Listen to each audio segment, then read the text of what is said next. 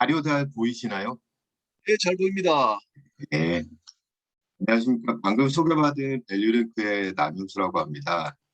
오늘 제가 김민희 교수님 초대로 해가지고 해운기업에 계약하고 운영 업무에 디지털하고 관련돼가지고 발표를 맡게 됐는데, 사실은 여기 참석하신 분들이 저한테는 굉장히 선배님들, 직장 선배님들, 업계 선배님들이 많은 상태에서 제가 발표를 한다는 게 상당히 어색한, 그 다음에 또 저의 과분한 그런 자리인 것 같은데, 또 이 분야가 또 제가 또 비즈니스적으로 지금 진행을 하고 있는 부분이기 때문에 제가 아는 부분에 대해서 좀 설명을 드려서 여러분들이 좀 도움이 될 수 있는 그런 방향으로 좀 진행을 해보도록 하겠습니다. 어, 오늘 발표를 먼저 드리기 전에 제 개인적인 소개를 먼저 드리면, 저는 이제 목포해양대학교를 졸업을 하고 그다음에 경영학과 쪽, 그다음에 물류전문대학교 쪽을 같이 졸업을 했습니다. 그러면서 이제 해운과 경영, 그다음에 이제 물류 쪽에 공부를 했었었고요. 한진해운에 입사를 해서 20년, 승선생활 포함해서 20년 정도 근무를 했고, 그중에서는 이제 본사에서 프로젝트 업무, 그다음에 현장에서 현장 지점장 업무를 또 4년 정도 진행했습니다. 그 이후로는 로지스틱 쪽에서 근무를 하고, 그다음에 또 IT 쪽으로 PIL하고 ONE, 그다음에 HMM의 운영 시스템을 개발하는 프로젝트에 또 PMO 쪽으로 참여를 해가지고 또 시스템 개발 업무도 이제 경험을 했었습니다. 다행스럽게 선장 면허증도 이제 따가지고 진행을 했었었고요.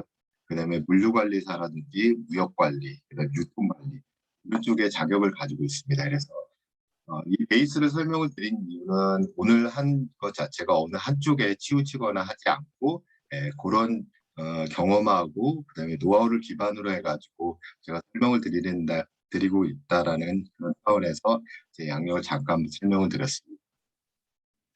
오늘 발표는 이렇게 해가지고 5가지 챕터로 해가지고 구성을 해놨습니다. 그래서 배경에 대해서 먼저 설명을 드리고요.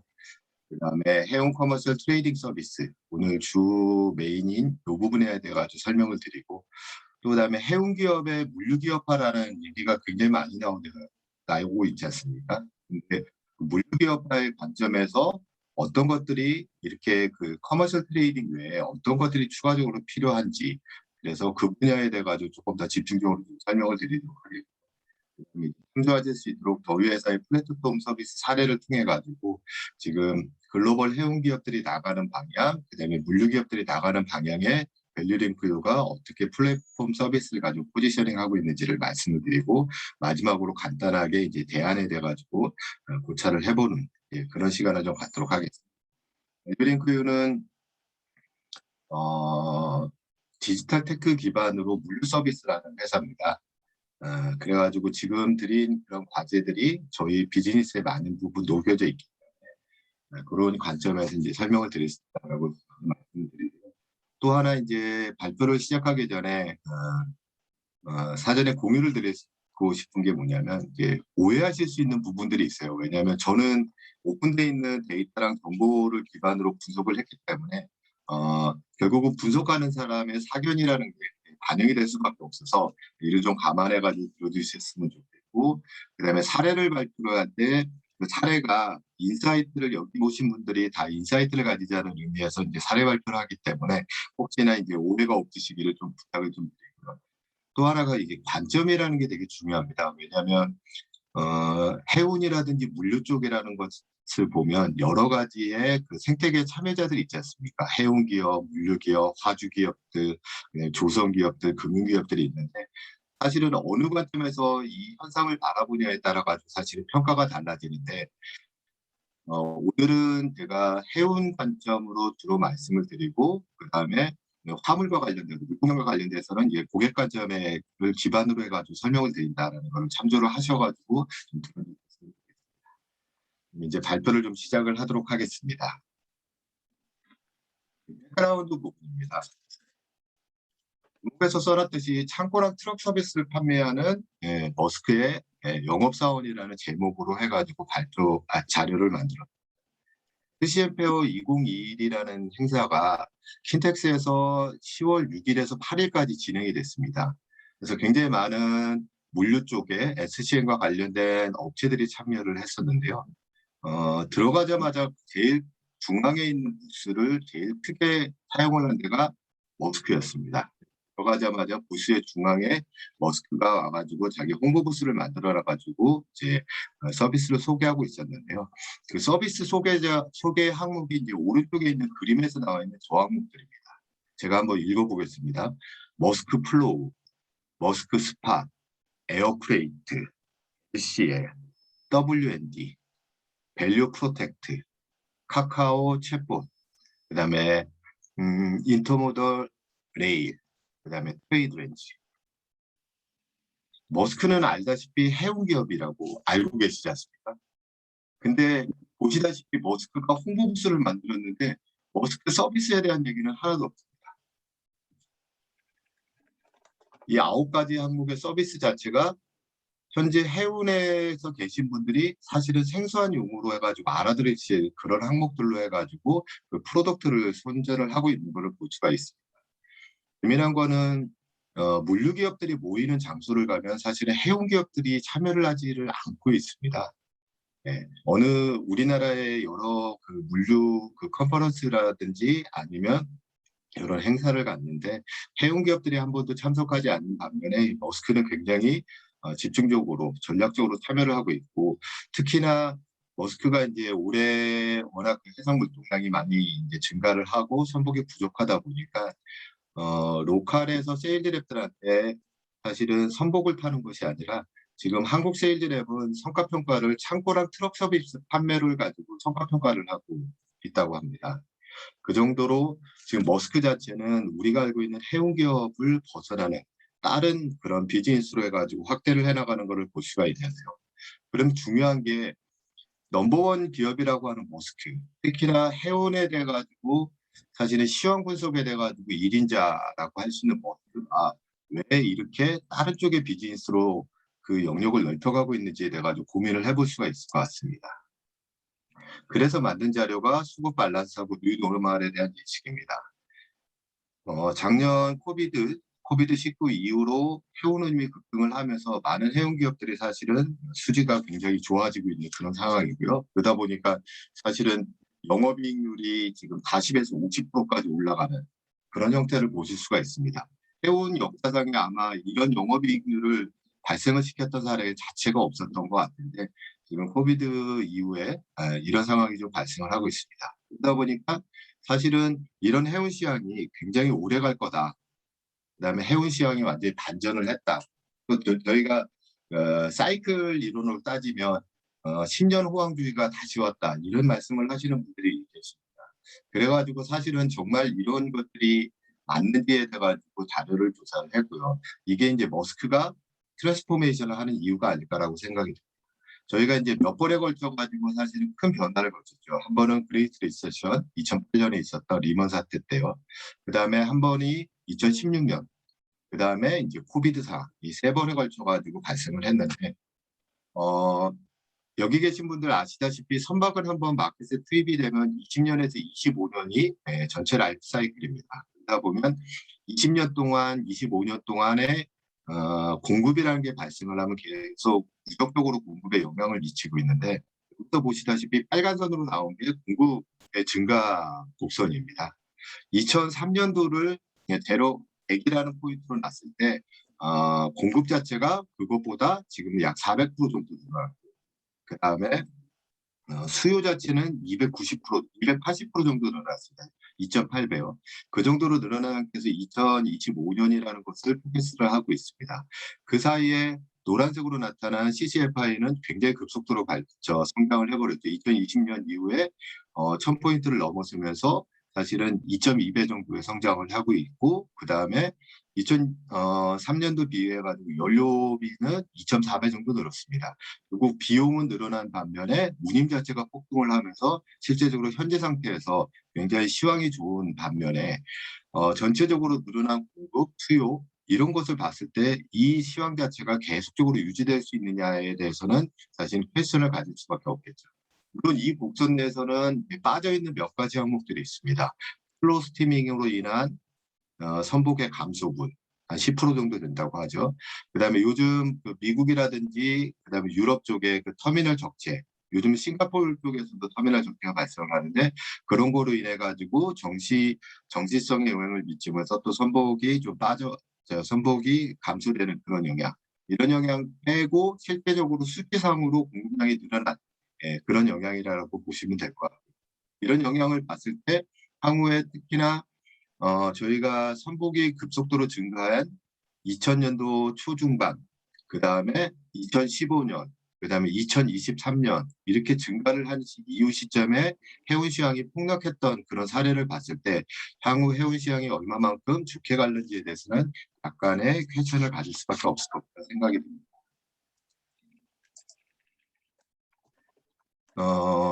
해운 시황이 좋아졌다라고 하니까 해운 시황이 좋아진 것에 대해서 한번 내부적으로 좀 분석을 해봤습니다. 첫 번째가 뭐냐면 수지 개선이 됐는데 어떤 형태로 가지고 수지 개선이 됐는지를 한번 이제 선사별로 해가지고 알파라이나 자를 가지고 분석을 해본 겁니다. 오해를 하시지 않도록 2018년서부터 뚜루룩 해봤는데요.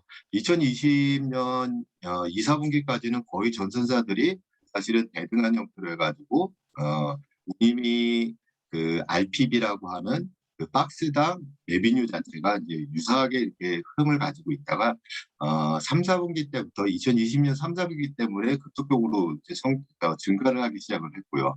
이거로 보면 빨간 선에 있는 회사가 누구냐면 HMM입니다. HMM의 수지가 되게 좋아졌죠. 좋아졌는데 그 원인 중에 하나는 이렇게 해가지고 RPB, 레비뉴 자체를 굉장히 급속도로 올렸다라고 해가지고 보실 수가 있을 것 같고요.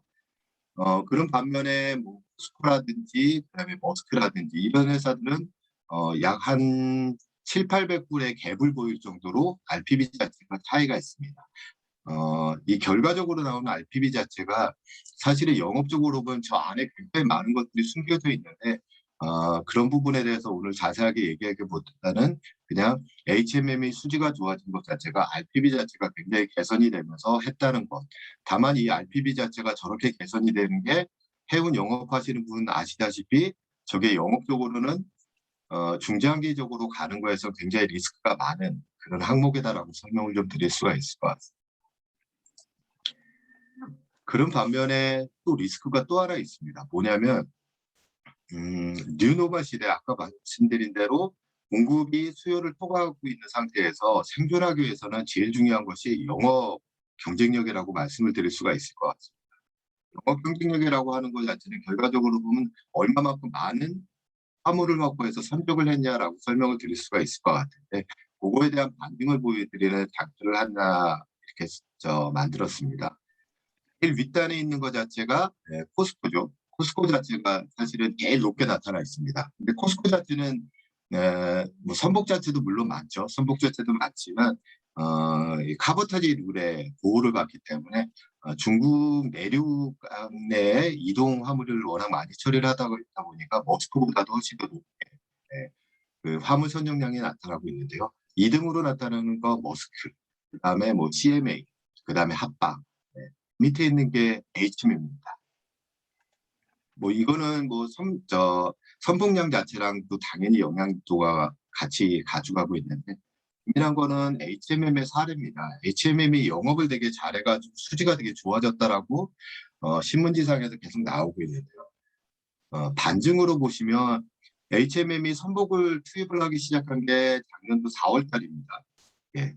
2만 4천 TU짜리를 투입한 게 작년도 2, 4분기서부터였고요. 올해 들어가지고는 다시 14,000짜리를 투입을 해가지고 선복을 늘렸죠. 근데 선복을 늘린 반면에 실제적으로 선정량 자체는 별로 큰 차이를 보이지 않고 도리어 2019년 대비보다는 떨어진 것을 보실 수가 있습니다. 재미난 거죠. 선복량을 늘렸는데 선정량은 떨어졌다. 이렇게 단위가 10만 TU이기 때문에 단위가 100, 죄송합니다. 이 단위 자체가 제가 기억이 안 나는데 아마 10만 TU였던 것 같습니다. 10만 TU, 분기당 10만 TU 정도였는데 98만 5천 TU를 지금 선적을 했는데 작년 2, 4분기, 3, 4분기, 4, 4분기보다 이제 선정량이 좀 떨어져 있는 그런 상태죠. 그러다 보니까 실제적으로 보면 HMM이 선정률은 떨어진 반면에 PB가 올라가면서 수지 자체가 굉장히 개선됐다. 근데 다른 회사들은 그거보다는 약간 슬라이트하게 약간 올라가는 형태를 볼 수가 있습니다. 다른 회사랑 다른 해운기업하고 HMM의 영업 자체가 이렇게 좀 차이가 있다라고 말씀을 드릴 수가 있습니다. 결국 이런 상태에서 이런 시황을 봤을 때 지속적으로 해운기업이 살아가기 위해서는 영업이라는 것 자체를 어떻게 하느냐, 어떤 방식으로 하느냐가 굉장히 중요한 포인트가 되지 않을까라고 생각이 듭니다. 그럴 때 인사이트를 가질 수 있는 거를 이제 말씀하셨던 분이 라스 옌센 씨, 내가 라이너 시핑 2025를 만들면서 이렇게 그 목표를 23장으로 해가지고 그렇게 정리를 하셨던 걸 아마 다른 책을 또 다른 분들 통해 가지고 아마 들으셨을 것 같습니다. 생존을 넘어 번영이라는 거에 이거 카테고라이즈 좀 시켜보니까 약 세 가지 카테고리로 좀 구분이 되더라고요. 첫 번째는 영업하고 판매 채널과 관련된 얘기들이, 두 번째는 원가 경쟁력 관련된 얘기, 그다음에 세 번째는 디지털 전환과 관련된 얘기가 이렇게 라스 에센시가 만든 그 책자에 보면은 언급이 되어 있습니다. 물론 라스 에센시가 저 책자는 머스크 사례를 가지고서 만들었었죠. 물론 또 라스 에센시가 머스크를 떠난 이후에 굉장히 많은 변화가 있었기 때문에 내용이 맞다라는 것 자체에서의 큰 의미를 둘 수는 없지만 실제적으로 머스크가 생각하는 중점적으로 생각하는 요소가 저렇게 세 가지 요소가 있다. 그 중에서 첫 번째가 영업하고 판매 채널의 확대 부분이다라고 설명을 드릴 수가 있을 것 같습니다. 그런데 뒤로 넘어가기 전에 하나 고민을 하셔야 될 게 있어요. 왜냐하면 해운 산업이라고 하면 생태계가 되게 복잡하게 구성이 되어 있습니다. 그림에서 보시는 것처럼 해운 기업이 있지만 타주 기업이라고 할 수 있는 제조기업, 유통기업, 무역기업이 있고요. 그 다음에 또 카운터파티라고 할 수 있지만 경쟁자라고 할 수 있는 물류기업도 있고, 항만 물류기업, 그 다음에 조선기업, 대륙운송기업, 이런 생태계 내에 해운이라는 산업 자체는 존재를 하고 있습니다. 근데 해운 산업이 잘 되자라고 얘기를 하면, 해운 산업이 돈을 벌자라고 하면 실제 그 해운 산업에다가 운임을 제공해야 되는 제조 유통기업 같은 경우는 사실은 손실을 높일 수밖에 없습니다. 비용 자체가 높아질 수밖에 없죠. 해운기업이 수혜를 못 내면은 제조 유통기업은 사실은 매출액과 수익이 올라가는 구조를 가지고 있습니다. 이런 전통적인 트레이드 오프 상태를 가지고 있는 상태에서 저희 나라는 사실은 제조 유통도 굉장히 중시하고 있고요. 그다음에 해운기업도 중시를 하고 있는 그런 상태에서 해운기업만의 관점, 제주통만의 관점이 아니라 이 트레이드오프 기능을 어떻게 최소화시키면서 상생의 방안, 그다음에 오랫동안 생존할 수 있는 방안을 만들어내는 것 자체가 굉장히 중요한 요소라고 생각을 할 수가 있습니다. 그러다 보니까 해운산업을 얘기를 하시는 분들이 해운산업이 잘 돼야 되겠다라는 얘기를 하시면서 나머지 산업 자체에서 사실은 마이너스 되는 그런 얘기의 것들을 많이 하시는데, 그런 부분에 보다는 어떻게 하면 상승의 기회를 만들어가느냐 자체가 훨씬 중요한 요소가 아닐까라고 생각이 듭니다. 다음으로 이제 저는 이제 벌크선보다는 컨테이너 중심으로 해가지고 설명을 드릴 예정인데, 벌크선은 아시다시피 COA 계약으로 이제 처음에 도입 시서부터 이제 계약을 한다든지 아니면 스팟 계약을 하더라도 굉장히 여러 화주가 아니라 이제 단독 화주 중심으로 해가지고 계약이 체결되는 반면에, 컨테이너는 굉장히 여러 화주들을 동시에 계약을 체결하면서 가기 때문에 컨테이너 중심으로 영업을 좀 말씀드릴 예정입니다. 컨테이너 전기선 영업의 특징은 전통적인 파이프라인 형태를 보이고 있습니다. 그래서 해운 기업이 본인들의 영업 직원이나 대리점, 부킹 대리점 이런 걸 통해 가지고 고객들한테 운임하고 선복 자체를 제공을 하고, 고객들이 그것을 해 가지고 계약을 체결하고 부킹을 통해서 선적하는 이런 과정을 가지고 있는 것이 전통적인 컨테이너 전기선 영업의 특징이라고 말씀을 드립니다. 그럼에도 불구하고 사실은 컨테이너 정비선 영업은 굉장히 일반 영업하고 좀 상이한 업무 프로세스를 가지고 있습니다. 아마 CRM 시스템을 해운 기업이 아니고 일반 기업에 계신 분들은 CRM 시스템을 아마 들어보셨을 텐데, CRM 시스템하고 해운 기업이 매치가 되지 않는 그 이유는 뭐냐면, 해운은 영업이 두 번에 걸쳐 가지고 일어납니다. 한 번은 컨트랙트, 계약 체결과 관련된 이제 영업이 일어나고요. 하나는 로딩과 관련된 영업이 일어나고 있는 그런 차이를 보이고 있습니다. 컨트랙트 영업이 특히나 이제 영향을 많이 미치는 거는 CIF보다는 FOB. 그러니까 한국이 아니라 미국이라든지 유럽에서 아시아 국가에서 선적하는 화물에 대해서 미국하고 유럽에서 영업이 이루어지고 선적 오다를 아시아에다가 주는 그런 FOB 영업 같은 경우에서는 컨트랙트 자체가 어디에서 체결이 되냐면 해외에서 체결되는 경우가 많습니다. 그래서 미국이나 유럽 쪽에서 거기에 있는 해운기업의 영업사원들이 화주를 방문해서 계약을 체결을 하고요. 계약이 체결하면 그 계약 결과를 오리진이라고 하는 아시아 쪽에다가 아시아 세일즈 랩한테 알려주면 그 아시아 세일즈 랩이 로컬에 있는 해당되는 그 기업의 물류팀이라든지 아니면 대리점을 통해 가지고 로딩과 관련된 선적 영업을 별도로 진행을 하고 있습니다. 물론 일부는 컨트랙트랑 로딩이 동일한 지역에서 발생을 하고도 있지만 이렇게 FOB 비중, 특히나 원양 비중이 많은 회사들은 그렇게 컨트랙트와 로딩이 지역이라든지 시점이 다르게 체결이 된다라고 말씀을 드릴 수가 있고요. 컨트랙트는 좀 장기적으로 체결이 됩니다. 그래서 뭐 미주 SC 같은 경우는 연간 단위로 체결을 하고 그다음에 뭐 유럽 쪽으로 가는 그 운임 같은 경우는 뭐 3개월, 6개월, 뭐 연간 이렇게 체결하는 반면에 아시아 쪽은 단기적으로 체결하는 이런 형태를 가지고 있습니다. 이러다 보니까 플래닝과 컨트랙트, 그다음에 로딩이라는 이 세 가지 관점의 영업 활동이 해운에서는 발생을 하고 있다. 그 이후에 선적이라는 결과물이 나타났다라고 설명을 드릴 수가 있습니다. 세 번째로 일반 기업 영업 활동과의 또 차이점을 말씀을 드릴 수가 있는데요. 일반 기업은 계약이라는 것 중심으로 해가지고 사실은 영업의 성과를 관리하는 반면에 대다수 해운 기업들은 실제 계약은 별도로 체결하고 실제 선적 기준으로 성과를 관리하는 데가 많다. 그러다 보니까 사실은 계약하는 부서와 그다음에 선적하는 지점 자체가 상이할 경우에는 누가 성과를 가져가냐, 이 성과를 그쪽에다 다 가져가는 게 맞는 거냐, 이런 쪽의 이슈가 좀 발생을 하고 있다. 한 컨트랙트 기준과 로딩 기준으로 보면 100대 100이라는 전체 물량은 동일한데 이것을 누구 중심으로 관리하냐에 이제 차이가 있다라고 설명을 드릴 수가 있고, 국가나 지역별로 영업 직원들의 영업 활동이 좀 상이하다는 것. 그래서 미주나 주 같이 FOB 비중이 높은 데서는 계약 중심으로 많이 이루어지고 있고 아시아는 주로 선적 중심. 중국이라든지 한국, 그다음에 베트남에 있는 세일즈 랩들은 선적 활동 중심으로 해도 영업이 많이 이루어지고 있다는 거고요. 그다음에 국가별로 자국 내 계약 화물 비중에 계약 화물의 선적 비중이 좀 차이가 난다. 한국이 약 한 50% 정도 되는 것 같습니다. 한국은 우리나라 계약에 우리나라 선적이 한 50% 정도 되는 것 같고요. 중국 같으면은 20대 80입니다. 그래서 외국에서 계약한 것이 선적이 되는 게 한 80%, 국내에서 계약해가지고 선적되는 게 20%. 그래서 생산 공장의 역할을 하는 국가에서는 외국에서 계약하는 비중이 훨씬 더 높다라고 설명을 드릴 수가 있고, 그다음에 일반 B2B 기업하고 상이하게 영업 활동이 발생되고 있는 게 롱텀 컨트랙트도 있고 쇼텀 컨트랙트도 존재한다. 그래서 요즘 특히나 이제 운임이 굉장히 급변하다 보니까 요즘은 사실 운임 자체가 주간 단위로도 많이 변하는 것 같습니다. 그래서 이렇게 쇼텀으로 체결하는 경우도 되게 많고요.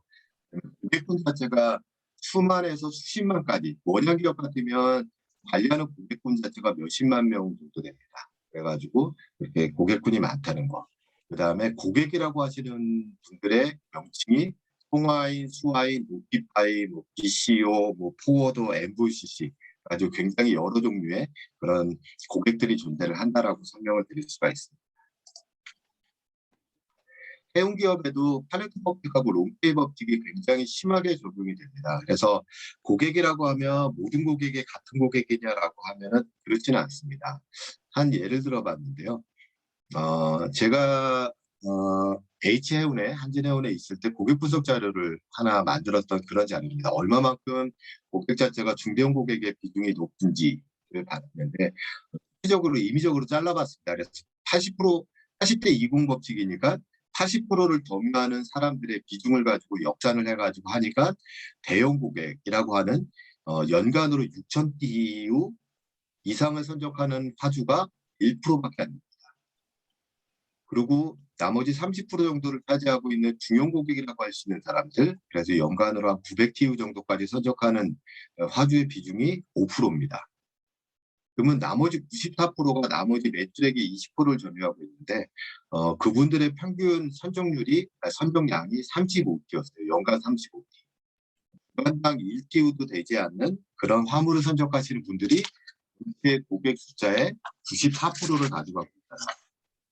그런데 이 94%의 고객마저도 해운기업은 어떻게 영업을 하냐면 오프라인 영업을 합니다. 그래서 해운의 세일즈 랩들이 별도로 찾아뵙고 거기에다가 운임을 오퍼하고 계약을 체결해서 선적하는 과정. 물론 이제 일부 온라인을 통해 가지고 전화라든지 통해 가지고 하는 경우도 있지만 굉장히 많은 데서는 아직도 오프라인에서 면대면 영업을 통해 가지고 선적하는 비중이 저렇게 94%가 된다라고 볼 수가 있습니다.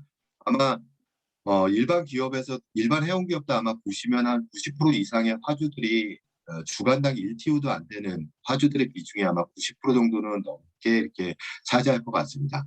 이런 화주들이 언제나 영업의 생산성에는 굉장히 마이너스 요인이 되지 않을까라고 생각합니다. 그러면서 이제 저희가 오늘 얘기하고 있는 온라인 세일즈와 관련된 거에서 일반화의 오류가 하나가 있습니다. 온라인 세일즈를 하게 되면 모든 고객들한테 온라인에서 판매할 거냐, 이런 오해를 하실 수가 있는데 그렇지 않습니다. 그래서 사실 온라인에서 세일즈를 하시는 분들의 대상은 뭐냐면 CRM 관점에서 한번 생각을 해보시면 앞장에서 설명하신 것처럼 대형 고객이나 중형 고객을 온라인에서 판매하는 구조가 아니라 소형 고객들. 근데 한국의 소형 고객들은 사실은 물류나 포더를 통해 가지고 영업하는 그런 형태를 보이고 있는데 벌써 글로벌에서는 온라인 판매를 통해 가지고 이런 소형 고객들 숫자는 굉장히 많지만 매출 비중이라든지 물량 비중은 굉장히 미미한 수준에 있는 분들을 대상으로 온라인 세일즈를 진행을 하고 있다고 설명을 드릴 수가 있고, 이런 관점에서 온라인에 이제 커머셜 플랫폼이 도입되지 않나 이렇게 설명을 드릴 수가 있습니다.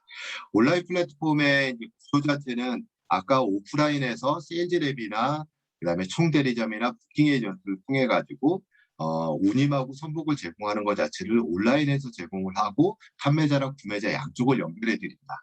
요 구조로 쉽게 이해를 하시면 될 것 같습니다. 그래서 온라인 플랫폼, 특히나 거래 중심의 플랫폼은 딱 구성원들이 딱 세 파트입니다. 하나는 판매자, 하나는 구매자, 그다음에 플랫폼 운영자. 요 구조로 되어 있고, 판매자라고 하실 수 있는 게 해운기업만 존재를 하는 것이 아니라 해운기업을 통해 가지고 사실 운임을 받아 가지고 판매하실 수 있는 복합운송기업, 포워더라든지 MVCC들 이런 분들도 판매자로서 참여를 하고 계시다라고 설명을 드릴 수가 있습니다. 이상과 같이 아주 장시간에 걸쳐 가지고 배경에 대해 가지고 설명을 드렸고요. 네. 해운 커머셜 트레이딩 서비스에 대해 가지고 이제 설명을 드리도록 하겠습니다. 아스에셋씨가 머스크의 자료를 가지고서 작년에 이제 발표한 자료입니다. 그러면서 머스크에서 53%의 쇼텀 부킹을 53%를 온라인에서 받았다라고 지금 나와 있는 자료고요. 전체 볼륨의 25%를 온라인에서 트랜잭션을 일으켰다라고 하는 자료입니다. 머스크에서 말하는 25%면 전체 볼륨이 얼마냐면 한 700만 티 정도 됩니다. HMM이 연간 핸들링 볼륨이 한 400만 티 정도 되니까요. 현대상선 HMM의 2배수 정도의 물량을 온라인에서 처리를 하고 있다라고 머스크는 지금 얘기를 하고 있습니다. 그다음에 머스크 스팟을 통해서 거래하는 게 41% 정도 된다는 얘기를 했고요. 그다음에 코로나 시기가 왔지만 DHL 같은 경우에는 사실은 매출액 자체가 저렇게 65% 정도 증가했다. 이게 온라인이라든지 디지털을 통해 가지고 서비스를 하면서 이렇게 개선이 됐다라는 얘기를 실제적으로 외국에서 얘기를 하고 있습니다. 그러다 보니까 이 위기라고 하는 코비드가 위기냐라고 얘기를 했을 때 정말 위험이라는 부분도 있지만 기회, 어느 기업한테는 잘 살려나 가지고 기회를 만들어가는 그런 사례라고 설명을 좀 드릴 수가 있습니다. 온라인 세일즈를 하고 있는 그 현황을 좀 보면요. TI 리포트를 보면은 전체 49% 정도의 시퍼가 온라인에서 경험을 한번 했었고 2023년도까지는 한 19% 정도가 온라인에서 거래가 될 겁니다라고 얘기를 하고 있는데 이게 발행된 게 2019년입니다. 2019년이다 보니까 사실 코비드 이전이죠. 저희가 이커머스도 사실은 예전에는 50, 60 세대 이후 분들은 사실 이커머스를 이용하시지 않다가 코비드 이후에 사실 온라인 비중이 굉장히 높아졌던 그런 것처럼 아마 코비드를 통하면서 18.7%라는 것 자체는 훨씬 더 많은 숫자에서 올라갔을 것 같습니다. 그래서 외국에서는 온라인에서 거래되는 이 비중 자체가 이렇게 많이 늘어났다는 거고요. 그 밑에 보면은 20개의 프레이포워더, 글로벌 프레이포워더한테 확인을 해보니까 온라인에서 거래하는 그런 업체가 2015년에 3개 업체에서 2019년에는 11개 업체로 확대됐다는 걸 볼 수가 있습니다. 그래서 사실 우리나라는 온라인 플랫폼을 통한 거래라는 것 자체가 활성화되어 있지 않는 반면에 외국에서는 굉장히 큰 비중 자체가 사실은 온라인으로 전환되고 있다. 그래서 말씀을 드리는 게 아까 어느 정도의 비중이 온라인을 통해서 거래되냐라고 물어보면 아까 80대 20 법칙, 그다음에 여기서 나오는 이런 자료를 근간으로 했을 때 포용화주들, 그다음에 트랜잭션이 많은 사람들을 대상으로 한 20% 정도가 온라인에서 거래되는 대상이 아닐까 이렇게 좀 설명을 드릴 수가 있습니다. 해운 기업들은 커머셜 트레이딩을 어떻게 도입하고 있는지에 대한 장표 부분입니다. 이건 역시도 2019년 자료이기 때문에 그 이후로 이제 업데이트가 많이 됐을 것 같고요. 지금은 굉장히 많은 업체들이 이 온라인 서비스 자체를 확대를 한 거를 알 수 있습니다. 근데 왼쪽에서 보시는 것과 좀 작아가지고 제가 오른쪽으로 좀 확대를 했습니다. 해운기업이 커머셜 트레이딩을 하는 게 이제 세 가지 카테고리로 구분을 해가지고 있는데 첫 번째가 이제 shipping 스케줄, 해운의 스케줄 정보를 제공하는 이런 방식입니다. 근데 보시면 탑텐 캐리어들이 다 제공을 하고 있죠. 뭐 스케줄 제공하지 않는 그 해운 기업들은 지금 존재하지 않습니다. 그래서 스케줄 자체는 모든 기업들이 다 이제 모든 커스터머에다가 다 제공을 하고 있다. 두 번째 이제 파란색, 녹색으로 되어 있는 게 인터테이션 포 어베이더블이라는 그런 서비스입니다. 그래가지고 지금 보시면 7개 선사가 서비스를 하고 있는 거로 되어 있는데 이게 뭐냐면 웹을 통해 가지고 견적하고 네고시에이션을 진행하는 그런 케이스입니다. 그러면 요거 자체가 제공하는 서비스는 누구를 대상으로 하고 있냐면 소형화주가 아니라 중대형 업체들. 그래서 예전에 계속적으로 면대면을 하면서 운임의 네고시에이션을 했던 것 자체를 편하게 온라인에서 그 네고시에이션을 진행을 하면서 업데이트 시키면서 서비스를 하는 게 이 방식입니다. 그러다 보니까 중견 커스터머를 대상으로 하고 있고요. 거기에서 이제 네고가 끝나고 고객이 운임을 승인을 하면 이제 운임에 대해 가지고 파일링을 하는 그런 단계를 가지고 있습니다. 밑에 파란색으로 되어 있는 세 개 업체만 서비스를 합니다라고 하는 것 자체가 인스턴트 쿼테이션입니다. 이게 사실은 큰 의미를 가지고 있는데 이 방식을 굉장히 적은 업체들이 굉장히 적은 해운기업만 선택하는 이유가 뭐냐면 운임을 오픈해 버리는 겁니다.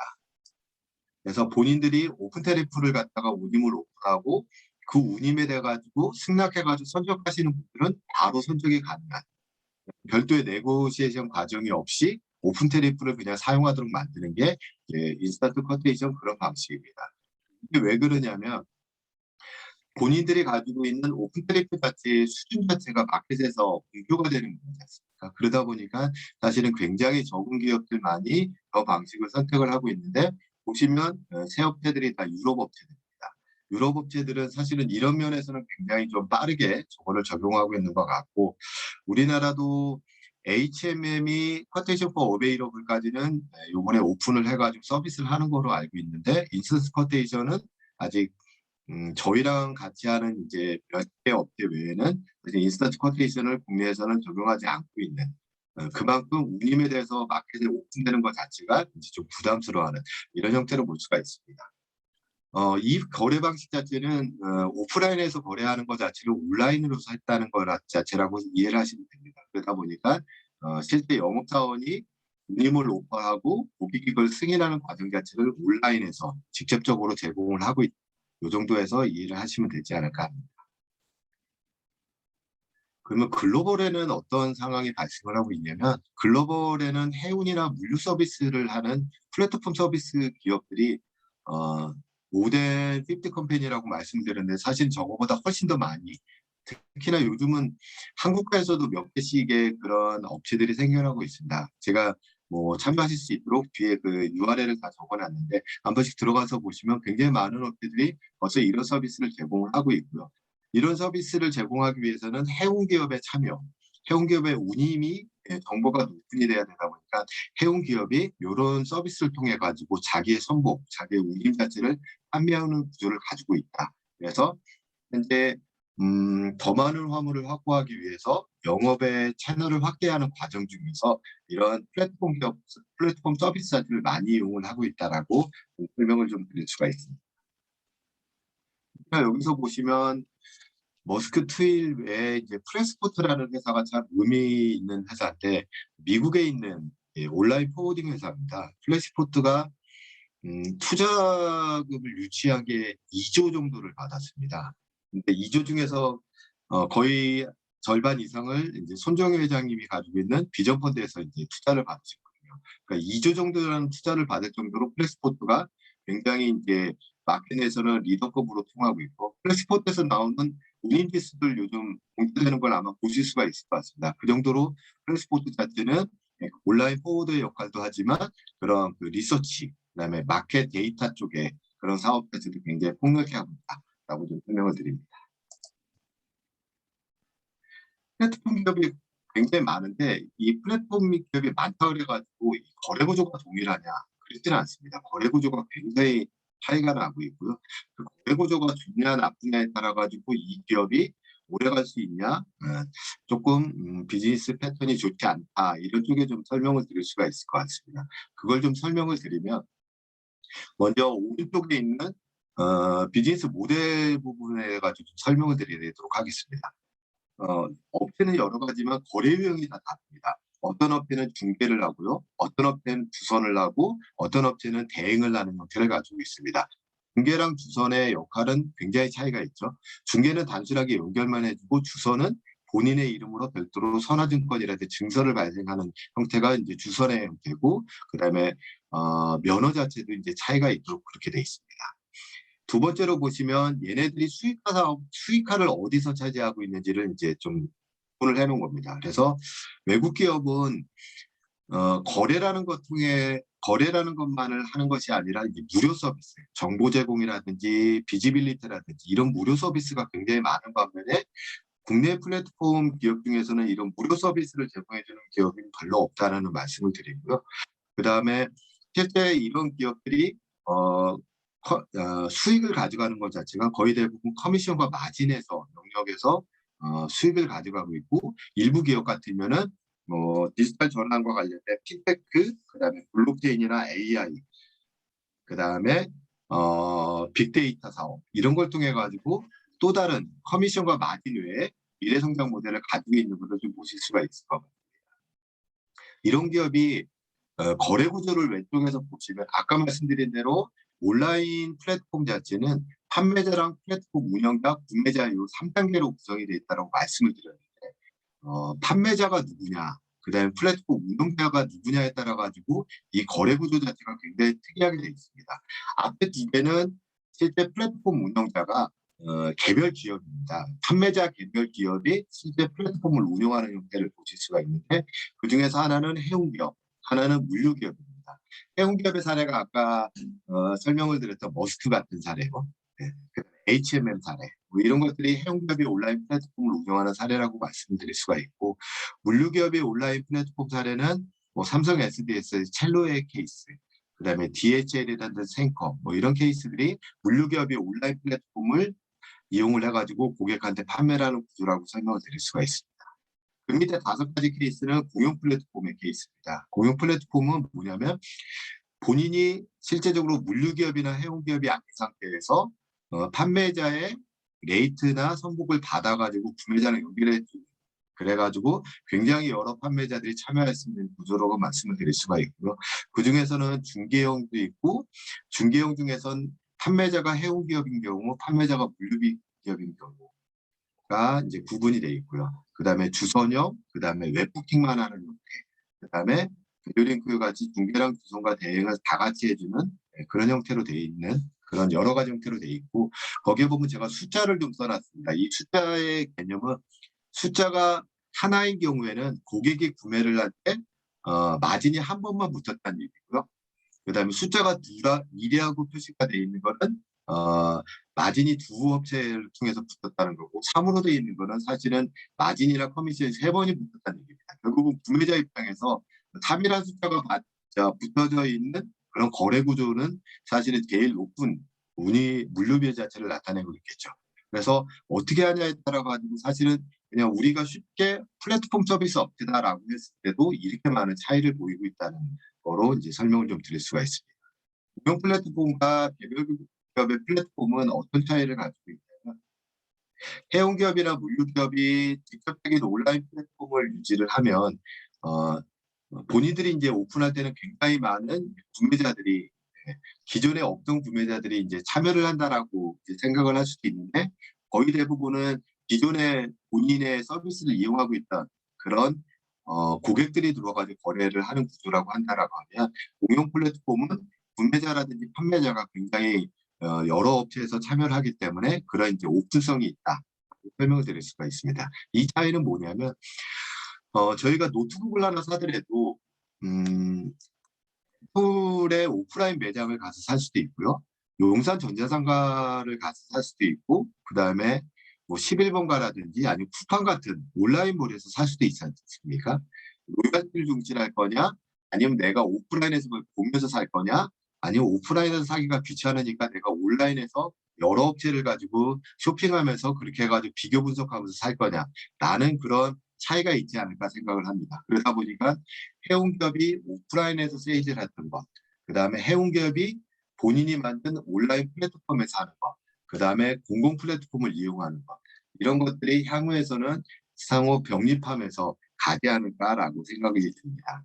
이런 것들이 이제 해운 커머셜 트레이딩 서비스에 대한 그런 내용들이에요.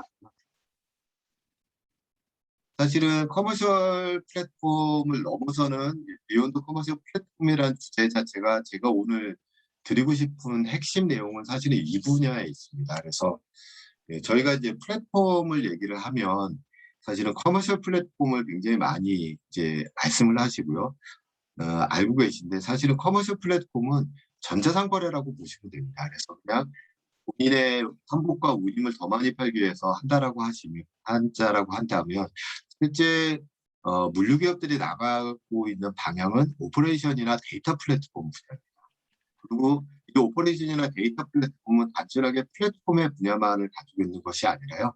플랫폼은 클라우드라는 것 위에 이제 존재를 하고 있고요. 그 안에 빅데이터 분석, AI나 5G, 블록체인이라는 기술을 다 같이 도합한 그런 운영 플랫폼 형태를 가지고 있습니다. 그러다 보니까 사실은 자연스럽게 디지털 전환이라는, 아니면 4차 산업혁명이라는 그런 분야가 사실은 플랫폼 하시는 분들한테는 굉장히 많이 영향을 미치면서 분야에서 좀 선두주자를 갖는 업체들이 좀 생기지 않나라는 생각이 듭니다. 그럼 왜 오퍼레이션 플랫폼이나 데이터 플랫폼이 중요하냐를 대해서 좀 설명을 드리도록 하겠습니다. 이제 많은 분들이 해운기업이 물류산업 진출한다는 말씀을 하십니다. 근데 굉장히 늦었습니다, 사실은. 왜냐하면 사실은 물류산업의 진출을 제일 먼저 한 업체는 사실 제조기업입니다. 저희 나라가 이자물류 얘기 많이 하지 않습니까? 이자물류 업체들의 모기업들은 다 제조기업입니다. 삼성전자, LG, 그 다음에 타이어 업체들, 다 물류업체들 가지고 있지 않습니까? 그러다 보니까 제조기업들이 본인들의 물류 서비스 자체로 별도의 사업화를 만든 게 제조기업이 물류기업하고, 두 번째로 이제 나간 것들이 이제 유통기업입니다. 그래도 유통기업이 본인들의 물류 서비스를 하기 위해 가지고 유통기업들이 뭐 나간 사례들이 보시면은 뭐 아마존 케이스도 그런 거고요. 우리나라의 쿠팡 요번에 이제 미국에 상장할 때 100조를 평가받으면서 사실은 쿠팡의 이제 풀필먼트 센터 그 역량 때문에 사실 그렇게 높게 평가를 받았다고 얘기하는데, 그런 형태로 가지고 유통기업들이 또 물류기업화하는 경우가 굉장히 많고, 그 다음에 이제 나타난 게 이제 해운기업들이 물류기업화로 이제 확장되는 그런 사례들이 나타나고 있습니다. 근데 해운기업들이 물류 서비스로 확장을 하는 과정 중에서 굉장히 큰 차이점이 또 나타난 거가 있습니다. 그래서 글로벌 해운기업과 국내 해운기업들의 물류기업화라는 관점 자체가 좀 상이하다라고 해가지고 제가 오른쪽에 퀘션 마크를 붙여놨는데, 아시는 것처럼 해운 기업들이 이제 확대를 하는 과정 중에서 제일 먼저 시작을 한 게 이제 선복의 확장 문제입니다. 선복을 확장하고 나면은 그다음에 이제 얘기 나오는 게 이제 물류기업화라는 얘기가 나오고요. 물류기업화에서 어떤 물류기업화냐면 사실 우리나라 분들이 많이 진출하고 있는 분야는 항만 터미널 분야입니다. 그래서 터미널 사업을 진출하다든지 터미널의 배후진 CY, ODCY, PFS 이거 중심으로 우리나라는 진출을 하고 있는데 사실은 글로벌 해운 기업은 사실은 이 분야가 아니라 실제 종합물류기업으로서의 물류기업화를 추진을 하고 있습니다. 그러면 항만 물류기업으로의 종합 물류기업화와 그 다음에 종합물류 서비스로서의 물류기업화가 어떤 차이를 가지고 있냐면요. 항만 물류 서비스는 고객이 누구냐면 그 판매 대상이 누구냐면 선사들이다 보니까 선사를 대상으로 해가지고 하고 해운기업과의 라이프 사이클을 같이 가지고 가는 반면에 종합물류기업은 판매 대상이 누구냐면 사주입니다. 그래서 본인들이 옛날에 해운 서비스만을 제공하던 게 더욱 다양한 물류 서비스로 제공하는 형태로 해가지고 확장이 되고 있다는 거죠. 결국은 더 많은 물량을 확장하는 과정 중에 종합물류화를 추진하고 있는 게 외국 글로벌 해운기업이라고 하면 국내 해운기업은 종합물류기업화보다는 항만 물류 쪽에 중심으로 해가지고 하는 그런 차이점을 보이고 있다는 것이 굉장히 큰 차이가 있다라고 설명을 드릴 수가 있습니다. 그 사례로 보실 수 있는 게 뭐냐면 머스크 사례입니다. 머스크 사례가 굉장히 중요하고 우리나라 분들이 머스크를 선사라고 생각하는 순간에 사실은 굉장히 시대착오적인 판단을 하고 계시다라고 설명을 드릴 수가 있습니다. 머스크는 벌써 2018년에 TPM 미팅에서 쇼레조코가 벌써 주장을 했습니다. 자기는 인테그레이티드 서비스 프로바이더로 가겠다. 로지스틱 서비스 프로바이더로 가겠다. 그러면서 해상 운송만이 아니라 내륙 운송, 물류, 디지털 서비스, 재정, 보험, 금융하겠다라고 벌써 2018년에 선언을 했어요. 근데 2018년에 저렇게 선언하고 나가지고 머스크 자체가 굉장히 급속도로 해가지고 물류 쪽의 서비스를 굉장히 확장을 해나가면서 투자 쪽을 물류 쪽으로 하고 있습니다. 그러면서 당연스럽게 선박 투자가 축소가 돼버렸죠. 선박 투자를 축소한 이유 자체는 뭐냐면 본인들의 서비스 중에 이제 선박이라는 거, 해상 운송은 하나의 카테고리인 거지 더 이상 메이저가 아니다라고 내부적으로 평가를 했던 것 같고요. 그러다 보니까 사실은 2만 TU 이상의 추가적인 대형 선박을 추진하지 않고 있다가 요번에 그나마 이제 친환경 선박으로 하면서 좀 대형 선박을 투입을 하고 있는데 아마 향후에 머스크는 계속 그 글로벌 순위에서 계속 떨어지는 것 자체를 용납해 나가면서 다른 쪽의 투자를 계속 진행해 나가지 않을까 생각이 듭니다. 그러면 이렇게 하는 이유가 뭘까라고 설명을 드리면 뭐냐면 머스크 자체는 사실은 고객군을 확보하기 위한 다양한 서비스를 자기네들 서비스 산하에 이제 넓히고 가고 있다. 그 이유가 뭐냐면 일반적으로 신규 고객을 획득하는 비용이 기존 고객을 유지하는 비용이 한 6배 정도가 된다라고 하지 않습니까? 그러면 뭐냐면 기존 고객을 통해서 받을 수 있는 모든 매출액을 거기서 발생을 시킨다라고 하면 사실은 그 정도의 비용 세이브 효과가 발생을 하는 거죠. 그래서 머스크는 자기가 가지고 있는 모든 고객들을 대상으로 기존의 해상 운송만이 아니라 내륙 운송, 물류 서비스, 디지털 서비스, 그다음에 재정이나 보험, 금융 서비스를 통해 가지고 수익을 극대화하겠다는 것으로 전환이 된 거라고 말씀을 드릴 수가 있습니다.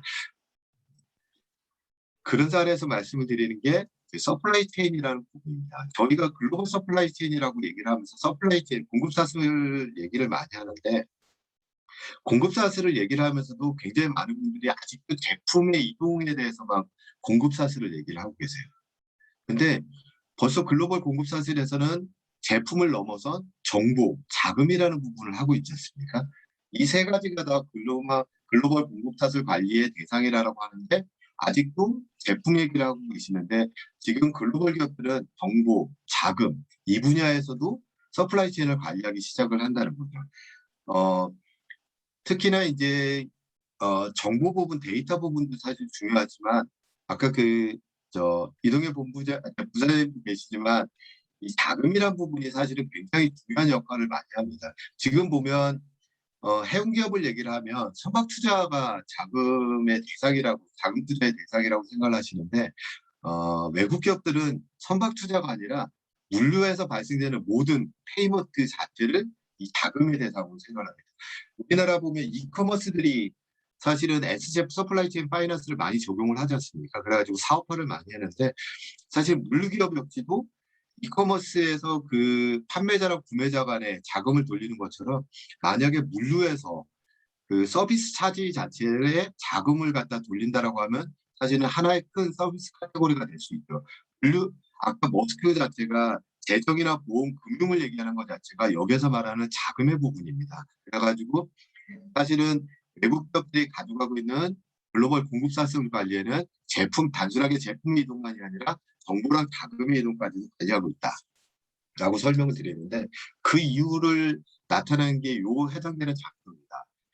물류 서비스가 막 바뀌고 있어요. 바뀌고 있는데 어떻게 바뀌었냐면 예전에는 제조사가 존재하고 유통사가 존재했지 않습니까?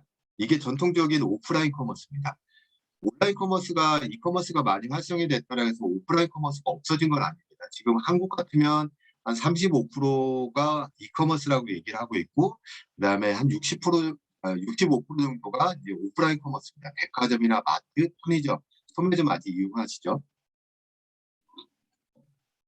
오프라인 커머스의 방식은 이렇게 거래가 됩니다. 제조사가 있고 제조사가 유통사가 지정하는 창고, 디스트리뷰션 센터라고 하는 데가 입고가 시키면 제조사의 역할은 끝이죠. 유통사는 거기에 들어온 그 화물을 브레이크다운 해가지고 각 스토어로 나눠줍니다. 그러면 개인들이 스토어를 가가지고 직접 구매해서 가는 거죠.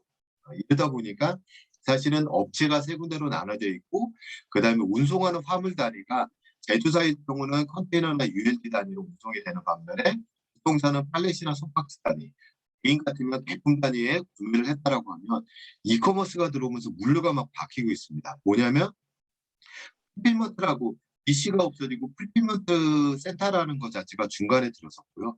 풀필먼트 센터에서 이커머스에서 거래가 되면 풀필먼트 센터에서 고객한테 가는 것 자체를 라스트마일 서비스라 해가지고 그거를 풀필먼트에서 일괄 서비스를 해줍니다.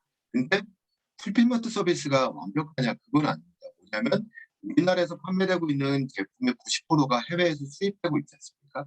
그러다 보니까 풀필먼트 입고되기 전 해외 공장에서 풀필먼트 센터까지 들어오는 것, 그 다음에 센터에서 고객까지 가는 것, 또 여기에서 또 역기구 모델은 국내 고객한테 가는 게 아니라 해외에다가 해외 소송으로 판매가 되기도 합니다. 그러면 해외까지 보내는 것.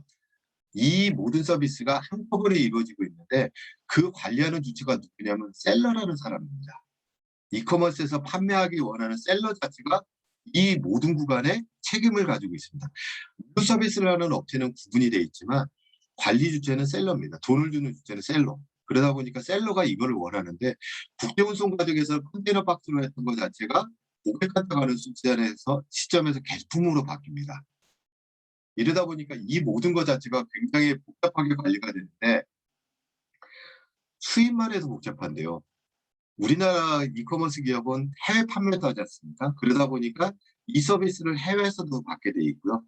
근데 우리나라 풀필먼트 서비스 업체는 해외 풀필먼트 서비스를 제공하지 않습니다. 그러다 보니까 해외에서 판매를 하기 위해서는 해외 풀필먼트 업체를 따로 고용을 해가지고 가야 됩니다. 우리나라에서 들어오지 않고 사실은 삼국에서 만들어서 삼국으로 판매하는 중국에서 만들어서 미국에서 판매하는 이런 형태로 가고 있고요. 거기에 역직구라는 모델까지 들어가 있습니다. 고객의 입장에서 이 모든 것을 물류라는 업체한테 관리를 하기를 원하는 거고요. 또 하나가 데이터 부분에 대해서 말씀을 드리면 아까 말씀드린 대로 컨테이너 박스 하나에 예전만 해도 웨어하우스나 디스트리뷰션 센터에서 팔레트나 박스 단위로만 관리를 하다 보니까 컨테이너 박스 안에 팔레트로 보면 20개, 팔레트 안에 박스로 보면 20개가 올라가면 400개 수로 숫자가 확대되는데 요즘은 풀필먼트 센터로 들어가는 순간에 이게 피스 단위, 제품 단위로 관리가 됩니다. 그러면 하나의 박스 안에 50개 정도의 상품이 들어가 있다고 하면 컨테이너 박스 안에 2만 개가 들어가 있는 겁니다. 지금 고객은 컨테이너 박스 하나 숫자서부터 2만 개 자체를 데이터로 연결을 해가지고 본인들이 받기를 원하는 그런 구조를 가지고 있습니다. 여기 계신 분들이 다 옷을 입고 계신데 이 옷 자체가 색깔이 다 다르고 사이즈가 다 다르지 않습니까? 컨테이너 박스 안에는 그냥 니트 한 박스, 컨테이너 박스 하나가 수입됐습니다라고 신고를 하지만 풀필먼트에서 고객한테 갈 때는 이거의 파란색의 배고 사이즈의 남성복 이런 형태로 관리를 하다 보니까 2만 개라는 데이터를 관리를 고객들한테 요청을 하고 있는, 물류사한테 요청하고 있는 이런 것들이 현실이 아닌가라고 생각을 하는데, 그거를 해운 기업이 물류 서비스로 확대를 한다고 말씀을 드리니까 여러 화주 기업한테서 받은 오더 자체를 여러 물류 기업한테 연결을 하고 그것을 본인이 받아가지고 화주 기업한테 주는, 하고 통합관리식이라는 것 자체가 해운기업한테 발생할 수밖에 없습니다. 그 중에는 견적관리, 운송관리, 그다음에 정산, 인보이스, 뭐 통합재고, 운영실적 이런 것 자체를 해운기업이 통합 물류 서비스를 하는 과정에서는 생길 수밖에 없다는 거죠. 그러다 보니까 물류기업이 물류 서비스로서의 확장만이 아니라 그 다음에는 어떤 부분이냐면 플랫폼, 운영 플랫폼이라는 관점에서 접근을 하기 시작을 했습니다. 그래서 굉장히 많은 물류기업들한테 디지털 전환과 관련된 기술을 얘기하면 이 왼쪽에 있는 뭐 IT 시스템을 도입했습니다. 화물 추적 시스템을 만들었습니다. 필먼트 서비스를 합니다. 스마트 공장, 스마트 물류센터를 합니다. 무인 차량 도입합니다. 뭐 배달용 로봇 도입합니다. 이런 얘기를 많이 하시는데 사실은 이런 부분들이 화주 기업들은 사실은 아이돈 케어 항목입니다. 물류센터에서 자동화가 돼 있고 로봇을 쓴다 해도 화주사들이 들어가서 보지를 않기 때문에 결국은 화주 기업들은 물류 기업의 내부적인 전환, 디지털 전환과 관련된 기술 자체가 별로 중요한 의미를 가지고 않고 있고, 물류 기업이 그런 화주 기업들과의 커뮤니케이션 채널, 이것에서 어떻게 개선을 할 거냐를 굉장히 중요시하게 여기고 있는 것이 현재라고 말씀을 드릴 수가 있습니다. 그런데 우리나라 플랫폼 서비스 업체, 외국도 동일하지만 우리나라 플랫폼 서비스 업체들 아마 뭐 생소하신 업체들이 되게 많을 것 같은데요. 우리나라에도 이렇게 플랫폼 서비스 업체들이 굉장히 많이 생겼습니다. 근데 제가 서플라이 체인에서 그분들이 서비스하는 카테고리를 좀 나눠봤어요. 보면 인랜드 트랜스포테이션, 커스텀 클리어런스, 아니면 국제 운송, 아니면 풀필먼트나 웨어하우스 서비스. 이렇게 서플라이 체인 중에서 일부분만을 이렇게 서비스하는 그런 형태를 가져가고 있으면서 아까 앞쪽에서 말씀드린 글로벌 서플라이 체인이라는 관점하고는 굉장히 차이나는 그런 형태의 서비스를 가져가고 있습니다. 국내에서는 제일 이 서비스 잘하는 업체가 SDS의 삼성 SDS의 첼로 서비스입니다.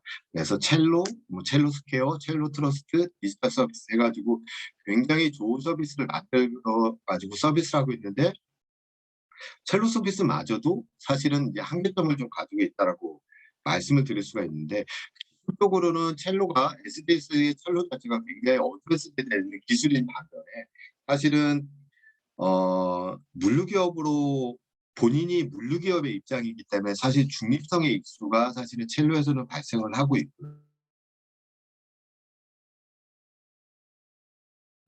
그다음에 사실은 대인 협업의 툴로서는 첼로가 아직 많은 역할을 못하고 있지 않나, 이런 관점을 보실 수가 있습니다. 그러면 외국에서 내 운영 플랫폼은 어떻게 되고 있는지를 보시면 이 케이스가 아마 삼성 케이스랑은 굉장히 큰 차이를 가지고 있을 것 같습니다. 그래서 어떻게 통합 운영 플랫폼을 만들었냐면 DHL의 아그이라는 서비스는 이 모든 화주사랑 아그이라가 연결이 되어 있고 물류기업하고 DHL 아그리가가 연결이 되어 있습니다. 그러면서 양쪽을 접목을 시켜서 아까 말씀드린 그런 그 통합 관리를 할 수 있는 그런 툴을 제공을 하고 있는데, 이렇게 보면 삼성 SDS 첼로랑 동일한 거 아닙니까?라고 오해를 할 수가 있는데, 가장 큰 차이가 뭐냐면 아그이라는 데이터가 오픈이 되어 있습니다. 그래서 물류사들이 아그이라의 데이터를 보실 수가 있습니다. 그러면서 DHL은 자기의 고객 정보고 자기의 운영 정보를 물류사한테 오픈을 해주면서 그 물류사들이 그걸 통해서 본인들이 영업을 하거나 운영 개선을 할 수 있는, 또한 서비스를 같이 활용할 수 있는 이런 형태로 제공을 하고 있다는 거죠. 결국은 뭐냐면 운영체제는 이렇게 통합관리체제를 가지고 있으면 반면에 다른 면에서는 상생의 관점에서의 운영체제를 가져가고 있는 게 DHL의 악의라는 그런 케이스인 것 같고요. 다음으로 이제 머스크 사례를 아까 말씀을 좀 드렸는데 머스크 거를 한번 다시 보도록 하겠습니다. 맨 앞장에서 설명을 드린 것처럼 머스크 플로우, 머스크 스팟 생전 들어보지도 못한 그런 서비스를 갖다가 SCM 페어에서 설명을 하고 있는데 그 이유에 대해서 설명을 드리면 요 장점입니다. 머스크는 지금 현재 430만 TU를 보유하고 있죠. 그래서 글로벌이 17.3%를 가지고 있는데 얘네들이 엔드투엔드 통합 로지스틱 서비스 프로바이더로 전환하겠다라고 하면서 이 공장에서 고객에 이르는 모든 구간 거기에다가 무역까지를 넣고 있습니다. 그래서 해상운송, 항공운송의 통합 물류 서비스까지 하겠다라고 하는 게 머스크의 전략입니다. 그러면서 해상운송의 오프라인, 해상운송의 온라인, 국제물류의 오프라인, 국제물류의 온라인, 이커머스의 온라인 이커머스 기업을 본인들이 지금 인수를 하고 있고요. 그다음에 통합 디지털 플랫폼하고 디지털 전환과 관련돼 가지고 트레인드렌즈라고 하는 블록체인 기술, 그다음에 클라우드 서비스, 그다음에 핀테크, 빅데이터, 해상구호, 이도큐멘테이션, 식품 블록체인까지 서비스를 확대를 해나가고 있습니다. 그러다 보니까 머스크를 아직도 해상 운송 기업이다라고 하시는 분들은 굉장히 머스크의 일부분만을 보시는 거고요. 벌써 머스크는 국제물류 기업으로 탈바꿈을 하고 있고요. 국제물류를 하다 보니까 이 굉장히 길어진 서플라이 체인을 본인들이 관리하기 위해서 디지털 전환과 관련 기술들을 본인들이 내재화시키는, 그래서 직접 인수를 한다든지 아니면 투자를 통해 가지고 엔드투엔드를 연결해 나가는 과정을 가지고 있습니다. 그러면서 이 연결하는 데이터를 연결하는 방법론으로 트레이드렌즈라는 블록체인 기술을 이용을 해가지고 연결해 나가고 있는 과정을 가지고 있는데요. 트레이드렌즈에 참여하고 있는 해운 기업이 전체 성공량 기준으로 65% 정도 됩니다. 그래서 65%라는 것 자체는 전체 해상 물동량의 65%가 벌써 머스크가 차지하고 있는 머스크 플로어라고 하는 SCM 관리 통합 플랫폼에 벌써 들어가 있다는 거죠. 그 외에 나머지 구간의 내륙 운송이라든지 통관이라든지 그다음에 뭐 풀필먼트, 디스트리뷰션 센터의 서비스 자체를 본인도 직접 진행하고 아니면 파트너들도 계속 참여를 시키면서 서플라이 체인을 연결해 나가고 있는 그런 사례들을 보실 수가 있을 것 같습니다. 결국은 뭐냐면 머스크 자체는 오프라인에서 서비스를 완벽하게 진행을 하면서 예전에 해상운송이라는 그런 단독 액티비티를 통해서 매출액을 창출하는 것 자체에서 동일한 화주를 통해서 그 화주의 모든 물류 서비스를 진행을 해나가면서 더 많은 매출액을 창출하는 방향으로 진행을 하고 있는, 그래서 머스크는 지금 에어프레이트를 팔고 있고요. 그다음에 레일 서비스 팔고 있고 오션은 모노브댐으로 팔고 있다라고 보시면 될 것 같습니다.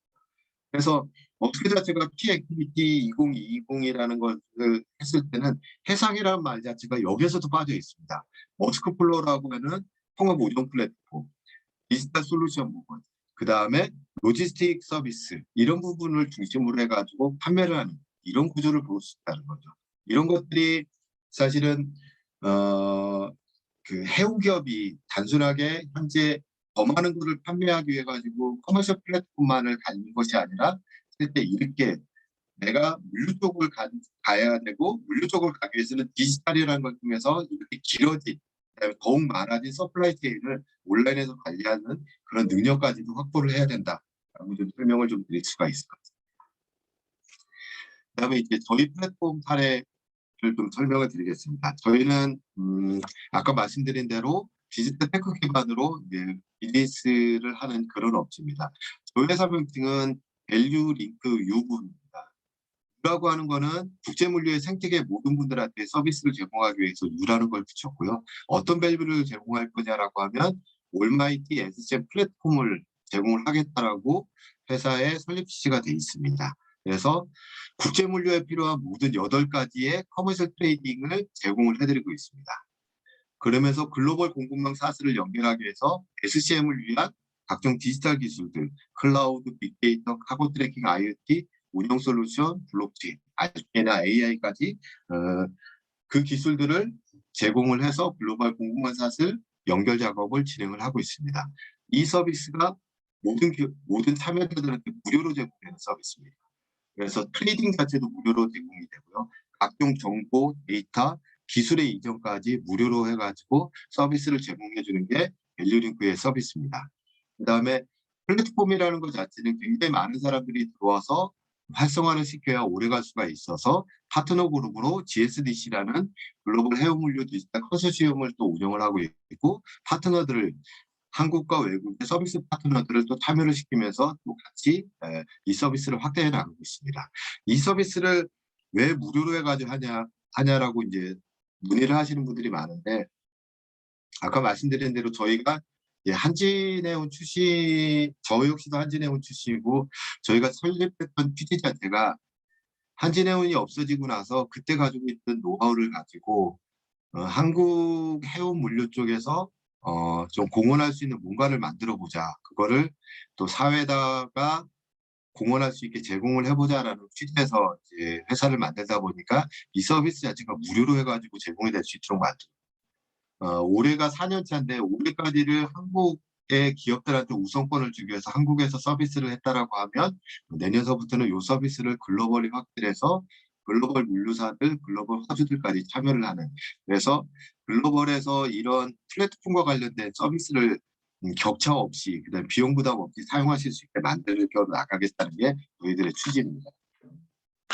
저희는 플랫폼 기반으로 서비스를 하면서 플랫폼을 두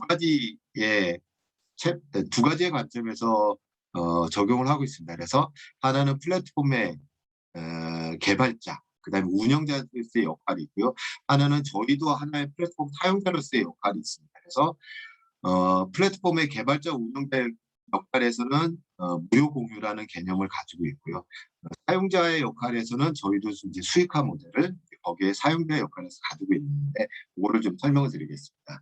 저희는 올리원 플랫폼 서비스로 나아가고 있습니다. 그래서 앞장에 설명을 드리는 것 자체가 국제물류가 이렇게 화주가 여러 물류 기업을 별도로 해가지고 컨택을 하면서 굉장히 복잡한 커뮤니케이션 채널, 그 다음에 기회 손실 비용을 가져간다라고 하면 저희 플랫폼을 이용을 하시면 모든 화주 기업과 모든 파트너 기업들 자체가 온라인에서 접속이 될 수가 있고 거기 안에서 트레이딩, 모든 정보, 데이터들을 받아보실 수가 있다라고 하다 보니까 올인원, 올리원 플랫폼의 체제를 가지고 있고 그다음에 저희 플랫폼 자체가 모든 물류 실행사의 부팅 시스템, 그다음에 OMS나 FMS, WMS, TMS 통관 시스템하고 연결이 돼가지고 그 데이터들을 실시간으로 제공을 받으면서 고객들한테 비지빌리티를 제공해 드린다라고 설명을 좀 드릴 수가 있을 것 같습니다.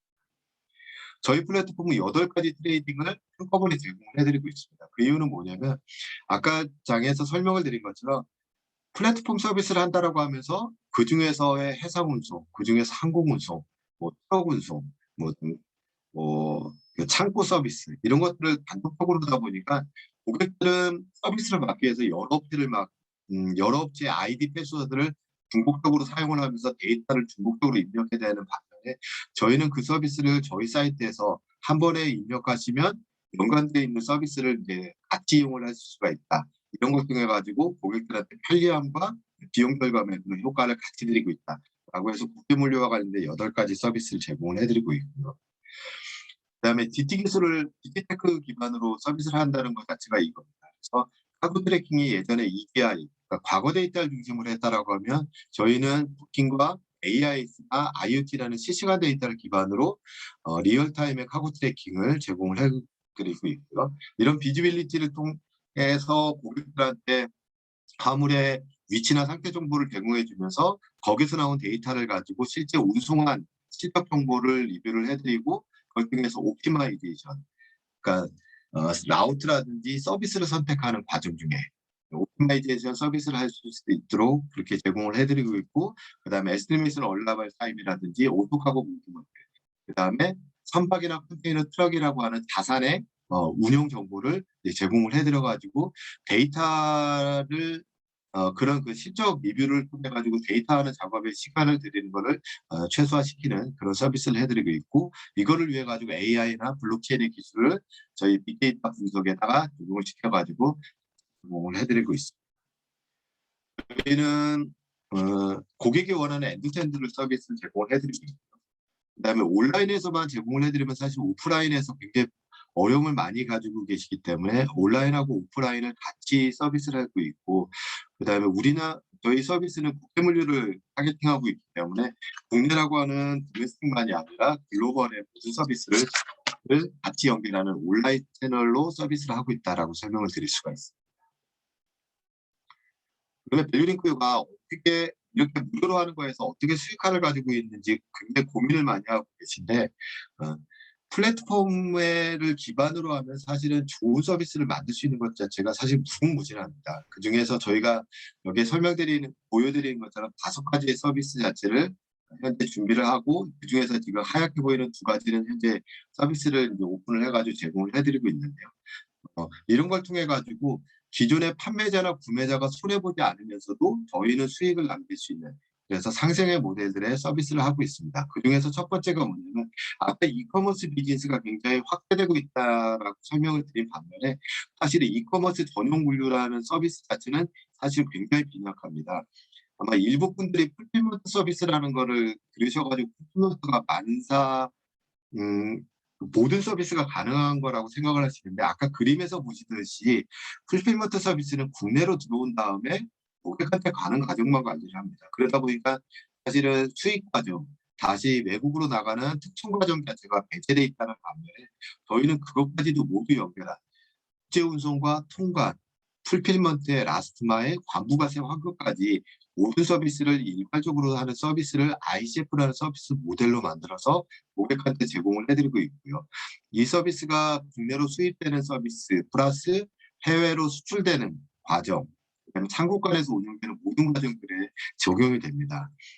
이 서비스를 시스템 베이스로 운영을 합니다. 그래서 저희 8가지 온 서비스, 커머셜 서비스에 들어와 있는 파트너들의 테리프와 파트너들의 정보를 기반으로 고객사가 이커머스 기업이든 리셀러나 셀러든 제조기업이든 본인들의 서비스 오더에 견적을 바로 제공을 해드리고, 운송 오더를 연결을 해드리고, 운송하는 관리, 그 다음에 등산 역시도 각 서비스 오더별로 정상 관리를 진행을 해드리고 있고요. 운송이 끝나고 나면 실적 리포트까지 고객사가 이지원이라는 시스템을 통해서 별도로 글로벌에 있는 모든 파트너를 개별적으로 컨택하는 것이 없이 이지원이라는 시스템을 통해서 이 모든 것이 관리될 수 있고, 특히나 이제 글로벌에서 풀필먼트 창고에서 재고 관리까지 이지원 시스템을 통해서 운영 서비스를 하고 있는 이런 형태를 가지고 있습니다. 그러면서 파트너들한테는 본인들의 레이트 자체를 오픈북 방식으로 고객한테 주기 때문에 손실이 발생하지 않으면서 수익을 가져갈 수 있고, 물량을 연결해드리고, 고객사는 이 서비스를 통해 가지고 견적 과정들, 운송 과정들, 재고 관리 과정들, 그 다음에 물류팀을 별도로 운영함에 따라서 발생되는 모든 비용을 최소화시키면서 그 수익을 가져갈 수 있는 그런 메리트를 드리고 있고, 그 중에서 고객사를 통해서 밸류링크는 수익을 창출하기 때문에 고객사, 물류 파트너사, 밸류링크까지 같이 윈윈할 수 있는 구조를 가지고 있습니다. 특히나 이 구조 자체는 어떤 특이점을 가지고 있냐면, 파트너들하고 밸류링크 자체는 상호 윈윈의 파트너 체계를 가지고 있다 보니까 굳이 저희의 온 네트워크가 아니라도 이 서비스 체제를 가지고 글로벌 서비스를 확대 나갈 수 있는, 그래서 저희 파트너들이 글로벌리 같이 서비스 커버리지를 확대 나갈 수 있는 그런 윈윈 구조를 가져갈 수 있는 그런 특징을 좀 가지고 있습니다. 마지막으로 이제 마치는 과정 중에서 이제 몇 가지 말씀을 드리면, 4차 산업혁명 얘기 나오면서 연결과 협업이라는 얘기 많이 나오고 있고, 특히 뭐 초연결 얘기가 나오고 있는데, 사실은 물류도 사실은 저렇게 커버리지가 넓혀지고 그다음에 다양한 방식으로 해가지고 하다 보니까 사실 연결이나 협업이 중요하지만 그거보다 더 중요한 건 사실은 상생을 만드는 과정이라고 생각이 됩니다. 그래서 물류 내에 있는 생태계, 그다음에 파트너들과의 어떻게 상생을 가져갈 수 있는 것 자체를 고민하는 것 자체가 가장 중요할 것 같고요.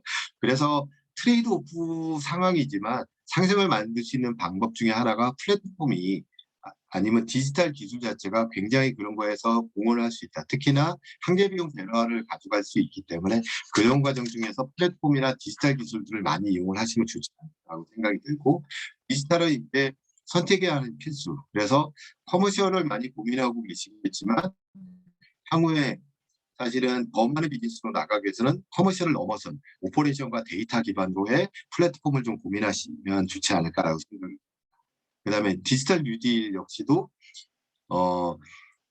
빅데이터 쪽을 얘기를 하다 보니까 굉장히 많은 분들이 이제 빅데이터 서비스를 스스로 만드시는데 빅데이터 서비스를 스스로 만들기 시작하면요. 빅데이터가 형성이 안 됩니다. 빅데이터의 중요성은 뭐냐면 내부 데이터가 아니라 사실은 마켓에서 있는 굉장히 여러 데이터, 실시간에서 생성되는 데이터를 모아야 되는데 나만의 데이터만 가지고서 빅데이터를 형성을 한다면 사실은 가져갈 수 있는 효용 자체가 굉장히 제한적입니다. 그래서 데이터를 생성하고 분석하고 활용하고 교환하고 전달하는 이 모든 것이 디지털 전환과 관련 기술이라고 한다면 그 핵심에 빅데이터가 있고 빅데이터를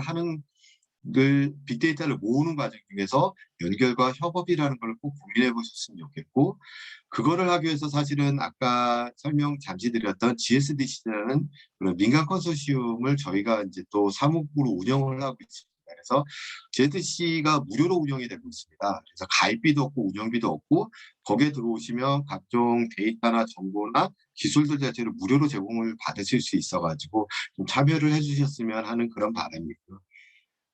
해운기업이나 물류기업이나 공공기관들 한 70여 개 들어와 계신데 규모 있는 기업들 들어와 계시죠. 이런 기업들도 같이 참여를 하고 계시니까 많은 기업들이 좀 참여를 할 수 있다라고 설명을 드립니다.